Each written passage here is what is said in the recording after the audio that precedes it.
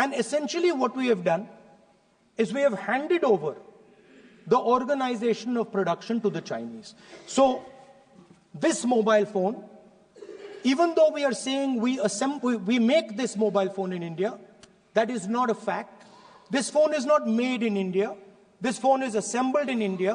All the components of this phone are made in China.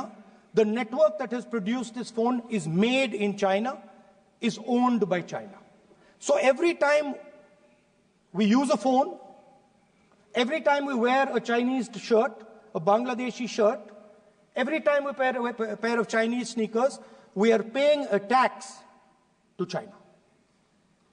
Because some Chinese youngster is earning a salary to make or to produce that product. So, இந்தியாவில் தயாரிப்போம் திட்டம் தோல்வி, மக்களவையில் ராகுல் காந்தி குற்றச்சாட்டு. நமது Tamil news சேனலில் உங்களது பொருட்களை வெறும் 500 ரூபாயில் விளம்பரம் செய்ய வேண்டுமா? தொடர்புக்கு 7806942275 தொடர்பு கொள்ளுங்கள்.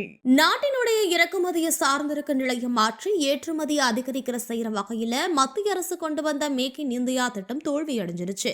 இதன் காரணமா சீனா கிட்டேயே உற்பத்தி தொடர்ந்துட்டு வருதுன்னு எதிர்க்கட்சி தலைவர் ராகுல் காந்தி குற்றம் சாட்டியிருக்காரு. மேலும் வேலையில்லா திண்டாட்டத்தை சமாளிக்கவும் புதிய வேலை வாய்ப்புகள் குறித்து இளைஞர்களுக்கு தெளிவான பதிவு அளிக்கவும் மத்திய அரசு திணறிட்டு வருதுன்னு அவர் சொல்லியிருக்காரு. நாடாளுமன்றத்தில் குடியரசுத் தலைவர் ஆற்றிய உரைக்கு நன்றி தெரிவிக்கும் தீர்மானத்தின் மீதான விவாதம் மக்களவையில் திங்கட்கிழமை தொடங்குச்சு. இதுல பங்கேற்ற ராகுல் காந்தி பேசினது, மத்திய அரசு கொண்டு வந்த மேக் இன் இந்தியா திட்டம் மிக சிறந்த யோசனை, ஆனா அந்த திட்டத்தை வெற்றிகரமா செயல்படுத்த பிரதமர் நரேந்திர மோடி தவறிட்டாரு. உள்நாட்டு உற்பத்தியை ஊக்குவிக்க நாடு தவறிருச்சு. இந்த தோல்வி காரணமா நாட்டுல சீன நிறுவனங்கள் தொடர்ந்து உற்பத்தியை மேற்கொண்டுட்டு வராங்க. தன்னோட தீர்மானத்தை மீண்டும் ஒரு முறை சீனா கிட்ட இந்தியா விட்டு கொடுத்துருச்சு. வேலை வாய்ப்பின்மையை சமாளிக்க திணறுறாங்க.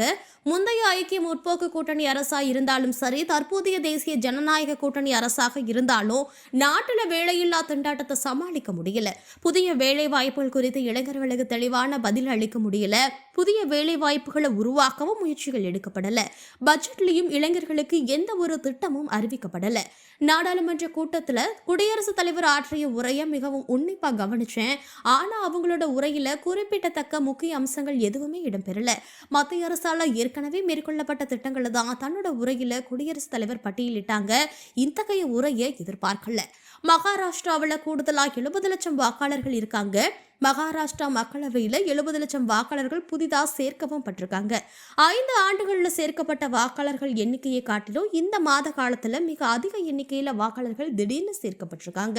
இது இமாச்சல பிரதேச மாநில மக்கள் தொகைக்கு இணையாக இருக்கு. பெரும்பாலும் பேரவை தேர்தல்கள்ல பாஜக வெற்றி பெற்ற தொகுதிகள்ல தான் வாக்காளர்கள் திடீர்னு சேர்க்கப்படுறாங்க. இத குற்றச்சாட்டா முன்வைக்கல. பிரதமர் தலைமையில மக்களவை எதிர்க்கட்சி தலைவர் மற்றும் உச்சநீதிமன்ற தலைமை நீதிபதி ஆகியோர் அடங்கிய தேர்வுக்குழு தான் தேர்தல் ஆணையர்களா தேர்வு செய்யணும். ஆனா அந்த குழுவிலிருந்து தலைமை நீதிபதியை மத்திய அரசு நீக்கினது ஏங்கிற கேள்வி எழுது. தேர்தல் ஆணையரை தேர்வு செய்ய பிரதமர் தலைமையில நடைபெற்ற கூட்டத்துல என்னோட மத்திய உள்துறை அமைச்சர் அமித்ஷா பங்கேற்றாரு.